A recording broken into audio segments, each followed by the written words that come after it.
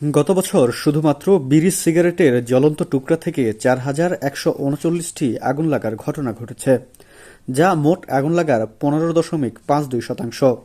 এছাড়া ২০২৪ সালে সারা দেশে ২৬,৬৫৯টি অগ্নিকাণ্ডের ঘটনা ঘটে। এসব ঘটনায় আহত হয়েছেন ৩৪১ জন ও নিহত হয়েছেন ১৪০ জন। মঙ্গলবার এক সংবাদ বিজ্ঞপ্তিতে এসব তথ্য জানিয়েছে ফায়ার সার্ভিস।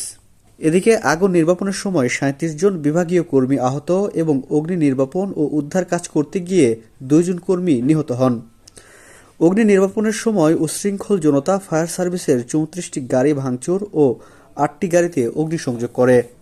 কারণ ভিত্তিক পরিসংখ্যানে দেখা গেছে ২৬,৬৫৯টি আগুনের মধ্যে বৈদ্যুতিক গোলযোগে ৯,০৬৯টি, যা ৩৩.৯৮%, বিড়ি সিগারেটের জ্বলন্ত টুকরা থেকে ৪,১৩৯টি, যা ১৫.৫২%, চুলা থেকে ৩,০৫৬টি, যা ১১.৪৬%, উচ্ছৃঙ্খল জনতা কর্তৃক ৭৮৯টি, যা ২.৯৫%, ছোটদের আগুন নিয়ে খেলার কারণে ৭৫৯টি, যা ২.৮৪%, উত্তপ্ত ছাই থেকে ৭৩৫টি, গ্যাস সিলিন্ডার লিকেজ থেকে ৭০৪টি, গ্যাসের লাইন লিকেজ থেকে ৪৬৫টি, গ্যাস সিলিন্ডার বিস্ফোরণ থেকে ৪৪টি, যা ০.৪৫%, কয়েল থেকে ৪৫৫টি এবং আতশবাজি, ফানুস, পটকা পোড়ানো থেকে ৬৪টি আগুন লাগার ঘটনা ঘটে।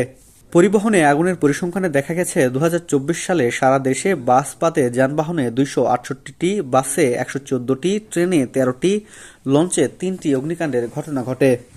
মাসভিত্তিক অগ্নিকাণ্ডের পরিসংখ্যানে জানা যায় ২০২৪ সালের ফেব্রুয়ারি, মার্চ, এপ্রিল ও মে এই ৪ মাসে বেশি অগ্নিকাণ্ডের ঘটনা ঘটে। এই ৪ মাসে গড়ে প্রতিদিন ১০২টি করে আগুন লেগেছে।